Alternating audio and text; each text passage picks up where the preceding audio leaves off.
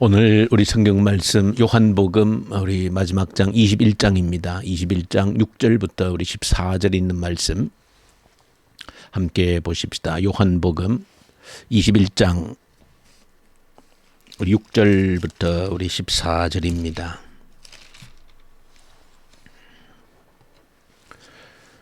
요한복음 우리 21장 6절부터 우리 14절 같이 함께 읽읍시다. 이르시되 그물을 배 오른편에 던지라 그리하면 잡으리라 하시니 이에 던졌더니 물고기가 많아 그물을 들 수 없더라. 예수께서 사랑하시는 그 제자가 베드로에게 이르되 주님이시라 하니 시몬 베드로가 벗고 있다가 주님이라 하는 말을 듣고 겉옷을 두른 후에 바다로 뛰어내리더라.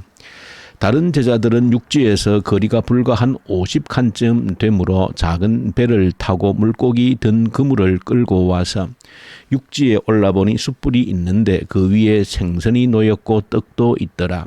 예수께서 이르시되 지금 잡은 생선을 좀 가져오라 하시니 시몬 베드로가 올라가서 그물을 육지에 끌어올리니 가득히 찬 큰 물고기가 53마리 153마리라.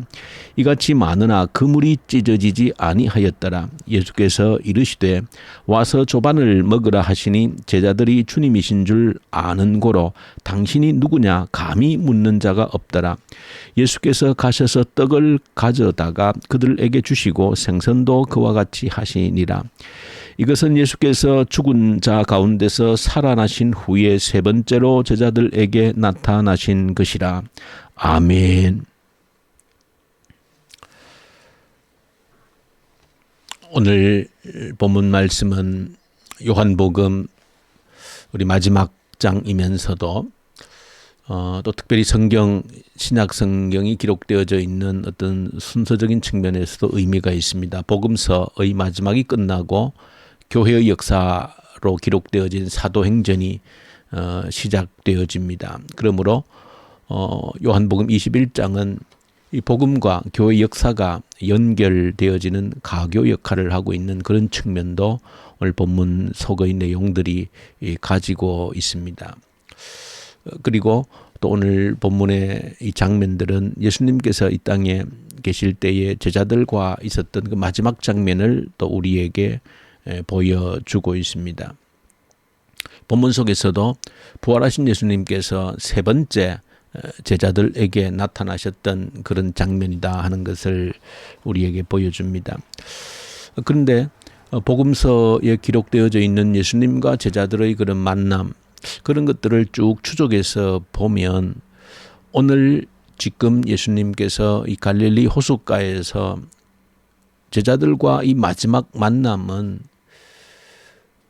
한 측면에서 보면 예수님께서 아주 의도된 또 기획한 그런 만남이다.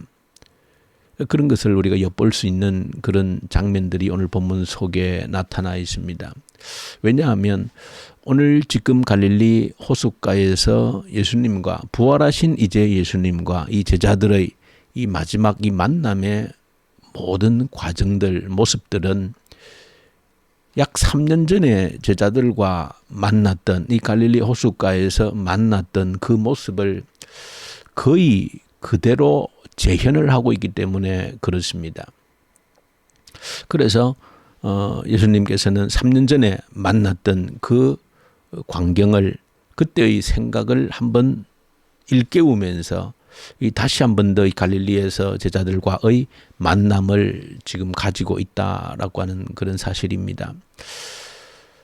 오늘 본문에도 보시면 1절에서 이렇게 보시면 부활하신 예수님을 사실은 두 번이나 제자들이 만났습니다. 마가의 다락방에서, 그 예루살렘 마가의 다락방에서 두렵고 떨고 있는 가운데 부활하신 주님께서 그들에게 찾아오셔서 만나 주셨습니다.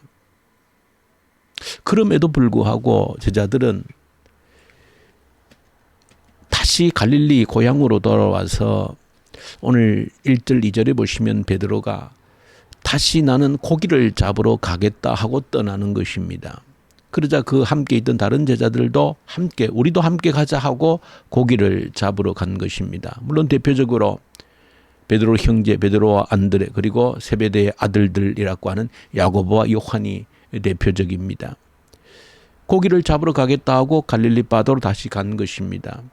다시 자기의 삶의 현장으로 떠나버린 것입니다. 이 장면은 약 3년 전에 있었던 똑같은 장면을 그대로 다시 연출해주고 있는 겁니다.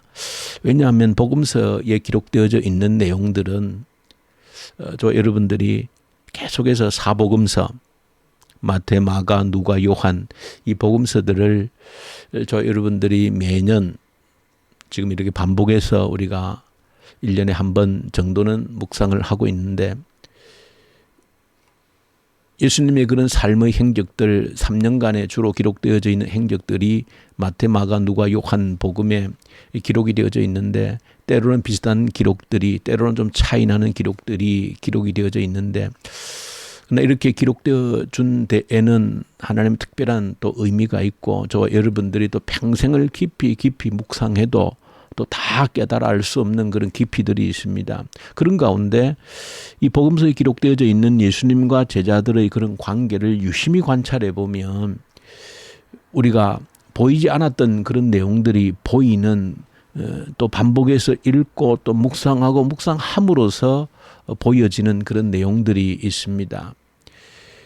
우리는 흔히 예수님께서 제자들을 제자로 부르신 그 장소가 갈릴리 호숫가로 그렇게 머릿속에 대부분 각인이 되어져 있습니다. 그렇지만 성경을 요한복음 1장의 내용들과 또 비교해 보면 예수님과 제자들의 첫 만남은 갈릴리 호숫가가 아니었다라고 하는 것을 사실은 요한복음 1장이 보여주고 있습니다. 갈릴리 호숫가에서 주님이 제자들을 부르기 이전에 이미 그 전에 요단강가에서 세례 요한이 세례를 주던 요단강가에서 이미 예수님은 제자들을 만나셨던 겁니다. 대표적으로 베드로와 안드레 형제 그리고 야고보 요한 형제를 만난 겁니다. 우리 1장에서도 묵상했던 것처럼 그중에 특별히 요한은 원래 세례 요한을 따르던 제자였으나 예수님 메시아라고 하는 그 소식을 듣고 예수님이 정말 이 땅의 왕이 되실 메시아라고 하는 소식을 듣고 예수님을 따라 나섰던 그런 인물이었고 그렇게 함으로써 베드로도 이제 얘기하고 베드로도 함께 이제 예수님을 따라 나섰습니다. 그런데 그들은 어느 순간인가 다시 떠나버린 겁니다. 요단강가에서 예수님을 만났던 그들이 어느 순간 주님을 다시 떠나서 원래 자기들의 자리 갈릴리 호숫가에 가서 고기 잡이를 한 것입니다. 그런데 거기에 다시 예수님이 찾아가신 겁니다. 한번 주님을 찾아왔다가 떠났던 그들이 다시 갈릴리에 가서 고기를 잡는데 예수님이 다시 갈릴리 호숫가에 찾아가셔서 다시 만나신 겁니다. 그것이 복음서에서 누가복음 5장에 다시 만나는 그런 장면들이 갈릴리 호숫가에서 어떤 일이 있었는지를 보여주고 있는데 그 장면이 지금 3년 후에 지금 이 마지막 부활하신 예수님이 다시 갈릴리 호숫가에서 제자들을 만난 장면과 거의 똑같이 나타나고 있습니다. 처음 주님을 만났던 그들이 어느 순간 주님을 떠나서 다시 갈릴리에 가서 고기를 잡던 그들의 모습이 3년 이후에 부활하신 주님을 2번이나 만났지만은 이들이 다시 고향으로 가서 고기를 잡으러 가겠다라고 하면서 갈릴리 호숫가에서 고기를 잡고 있는 이 모습은 이 3년의 시차를 두고 똑같이 재현이 되어지고 있습니다. 3년 전에도 그렇게 다시 갈릴리 호숫가를 찾으셔서 제자들을 만난 예수님께서는 밤새도록 고기를 잡았지만 한 마리도 잡지 못한 제자들에게 예수님께서 얕은 물가에 가서 그물을 던지라 그렇게 말씀을 합니다. 오늘 똑같은 장면입니다.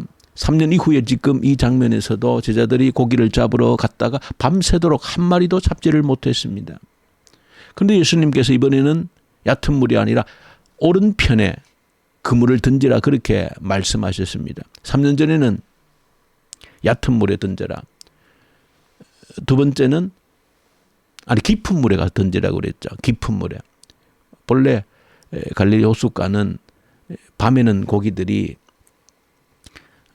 그 깊은 물에 있다가 그 새벽이 되면 얕은 물가로 나오기 때문에 새벽에는 오히려 얕은 물에 던져야 되는데 예수님께서 깊은 물에 가서 던지라 하셨고 오늘 이 현장에서는 배 오른편에 그물을 던지라. 그 차이만 있을 뿐입니다.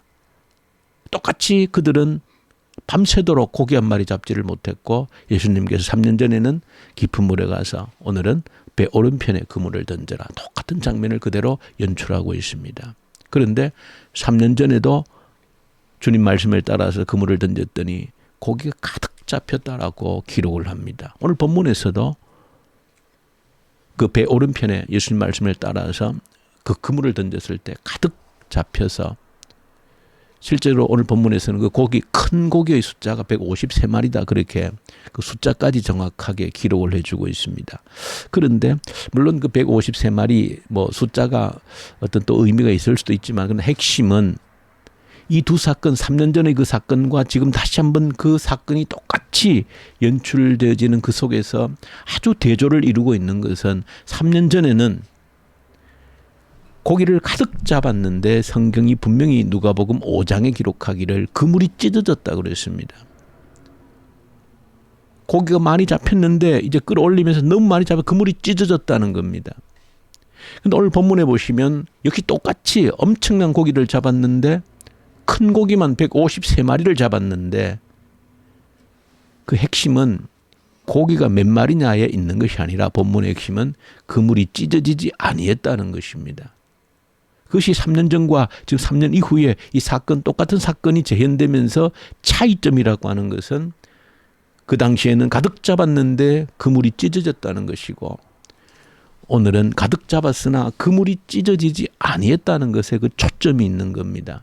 분명히 예수님은 이 두 사건을 3년 전과 3년 이후에 똑같은 사건을 재현하시면서 또 특별히 마지막에 그야말로 이 땅에서 마지막 제자들과의 만남 속에서 분명히 주님은 제자들에게 그 사건을 통해서 새겨지고 싶은 이야기가 반드시 있다는 것을 우리에게 보여주는 겁니다. 3년 전에 그들이 처음 주님을 따라 나섰다가 떠났다가 갈릴리로 다시 가서 있었을 때 그들의 생각과 주님과의 뭔가 맞지 않았던 겁니다. 제자들이 탐했던 것과 원했던 것과 맞지 않았던 겁니다. 그래서 이 3년 사이의 이 간격 속에서 보여주는 것은 너희들 인생을 어떻게 살 것인가. 평생 노력해도 가득 잡은 것 같지만은 결국 찢어진 그물이 될 수밖에 없는 그런 인생이 될 수 있다는 것이고 오늘 이 마지막에 똑같은 장면 속에서 똑같이 풍성한 고기를 잡았는데 그물이 찢어지지 않았다는 것은 너희들 인생이 찢어지지 않는 그물과 같은 그런 삶을 살아야 되지 않겠느냐라고 하는 그 내용이 똑같은 사건의 반복 속에서 서로 대조하면서 보여주고 있는 내용이라는 겁니다. 한평생을 노력하며 살아도 아무것도 건질 것이 없는 찢어진 그물이 되어져 버리는 그런 인생이 되어질 수 있다는 겁니다. 3년 전에 탐욕 속에서 자신의 욕망 속에서 주님을 따라 나섰다가 이게 아니구나 하고 돌아서 버렸던 그 현장에서 너희들이 아무리 인생에 많은 것을 건진 것처럼 보이지만 찢어진 그물의 인생이 되어질 수 있다 하는 것을 보여주신 주님께서 오늘 이 마지막 현장에서는 그 모든 노력들이 찢어지지 않는 그물로 인생을 살 수 있는 길을 너희들이 앞으로 가야 되지 않겠느냐라고 하는 그 말씀을 이 마지막 이 현장을 통해서 보여주고 있는 내용이다. 그러면서 저와 여러분들이 주목해야 되는 것은 이제 예수님께서 그들 제자들에게 마지막으로 어떻게 해야 찢어지지 않는 그물로서 인생을 살아갈 수 있는가 하는 것을 가르쳐 주신 것이 이 마지막 21장의 내용이 되어집니다. 오늘 여러분들이 함께 또 이 말씀을 다시 묵상하면서 도대체 우리 인생이 찢어지지 않는 그물이 되기 위해서 어떻게 살아야 되는가. 큰 그림으로서는 두 가지를 보여주는데 여러분들 오늘 묵상의 제목이 되기를 원합니다. 예수님께서 사실은 이 짧은 내용 속에 6절부터 14절에 이르기까지 보시면 그런 예수님의 어떤 기획된 속에서 예수님이 하고 있는 행동의 핵심은 생각해 보면 벌써 부활하시고 2번이나 만났고 오늘 3번째 만남이라고 그랬습니다. 생각해 보면 굉장히 예수님께서 화가 나실 수 있습니다. 3년 전에 벌써 그런 경험들이 한번 있었는데 또 이 사람들이, 이 제자들이 부활하시고 난 이후에 벌써 2번이나 내가 부활했다는 것을 보여주었음에도 불구하고 여전히 그 갈릴리 바다에서 욕망 속에 허우적거리고 있는 그들을 향해 좀 짜증이 나고 좀 책망하고 싶은 그런 부분들이 얼마나 강했겠습니까? 이 사람들아 아직도 깨달음이 없느냐라고 책망하고 호통을 치고 정신 차려라고 아마 그렇게 참 하고 싶었을 겁니다. 그런데 오늘 내용에 보면 그런 내용이 전혀 아무것도 없습니다. 똑같은 그때 3년 전과 지금의 상황을 그대로 재현해 보이시면서 찢어진 그물과 지금은 찢어지지 않는 그물을 경험해 보시면서 아무 다른 책망을 하지 아니시고 그들의 허기진 배를 채워주기 위해서 숯불을 피워놓고 그 위에 떡을 굽고 생선을 굽고 있는, 또 그들에게 일일이 조반을 먹으러 아침을 내어주고 있는 그런 모습을 보여주고 있습니다. 이것은 너희들의 인생이 찢어지지 않는 그물로 살기 위해서 어떻게 살아야 되는지를 보여주고 있는 겁니다. 사랑과 헌신의 삶, 섬김의 삶이 찢어지지 않는 그물을 만든다는 것을 본인 스스로의 삶을 통해서 보여주고 있는 것이고, 마음에 들지 않는다고 답답하다고 야단치고 짜증내고 분노하고 해봐야 결국은 찢어지는 그물밖에 안 된다는 것이고, 찢어지지 않는 그물로 인생을 산다는 것은 결국 주님이 지금 제자들에게 하고 있는 것처럼 그들의 허기진 배를 채워주면서 떡을 굽고 생선을 구워서 사랑과 섬김으로 보여주고 있는 그 예수님의 모습이 그대로 보여주고 있는 것이고, 그리고 그 이후에 이제 조반을 먹고 난 이후에 제자들이 묻지 않습니까? 베드로에게 네가 날 사랑하느냐? 내 양을 먹이라.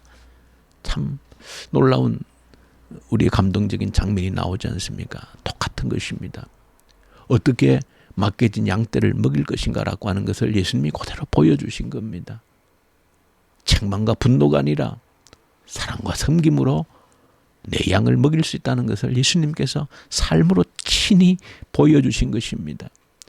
그 사랑과 섬김으로 맡겨진 양떼를 책임지고 먹이고 입히는 것이 찢어지지 않는 인생의 그물을 만드는 것이라고 하는 것을 마지막 교훈을 통해서 주님이 우리에게 보여주고 있는 겁니다.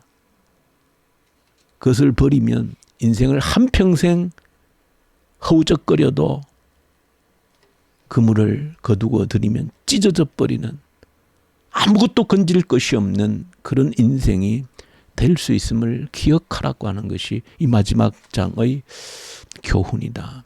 여러분들, 주님께서 제자들을 통해서 마지막으로 이 땅에 계시면서 보여주셨던 그 흔적들을 오늘 하루 묵상하면서 내 인생의 그물이 찢어지지 않는 그물이 되어지도록 하기 위해서 주님을 닮아 어떻게 살아야 될 것인지를, 사랑과 섬김으로 맡기신 양떼를 돌볼 수 있는, 책임질 수 있는 그런 삶을 살게 해달라고 하는 기도가 있기를 간절히 소망합니다. 우리 주님 아버지 감사합니다. 한평생 인생의 바다에서 허우적거리면서 결국은 찢어져 버린 그물이 되고 마는 그런 인생 되지 않도록 도와주옵소서.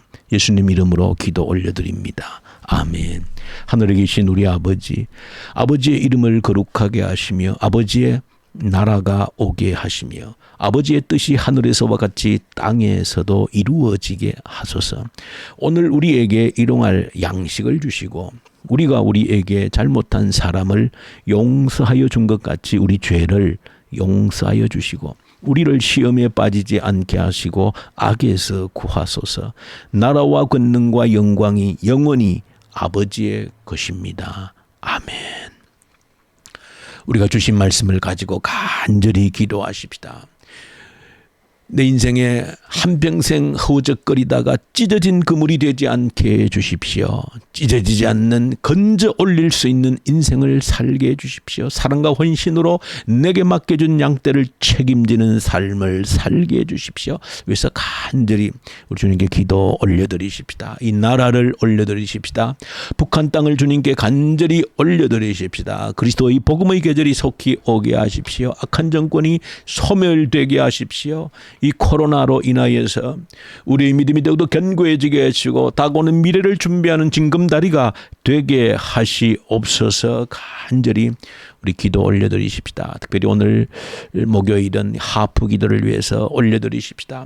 우리에게 주신 약속, 성령 충만의 약속을 기다리며 간절히 주님께 기도 올려드리십시다. 성령 충만함을 경험케 하시고 대각성 회개 운동이 우리 가운데 일어나게 하시고 성령의 역사를, 부흥의 역사를 보게 하십시오. 그러므로 미래 세대, 미래가 준비될 수 있도록 도와주십시오. 그래서 간절히 우리 하프 기도를 올려드리십시다. 그리고 한 가지, 오늘은 우리들 가운데 끊어버려야 될 악한 습관들 가운데 역사시대 어디에나 존재했던 음행의, 음란의 문제를 우리가 기도하십시다. 이 악한 습관들에 물들지 않게 해주십시오. 성적 순결과 하나님께서 주신 성적 질서를 온전히 지켜갈 수 있는 주의 성도들이 되게 하셔서 이 세상 가운데 거룩함을 지켜가는 주의 성도들 되게 하셔서 세상의 악한 습관에 휩쓸리지 않도록 도와주십시오. 이를 위해서 간절히 기도드리십시다. 우리 선교 현장의 선교사님들 말씀과 성령으로 이 새벽에도 충만케 하십시오. 위해서 간절히 우리 기도 올려드리십시다. 우리 기도하십시다.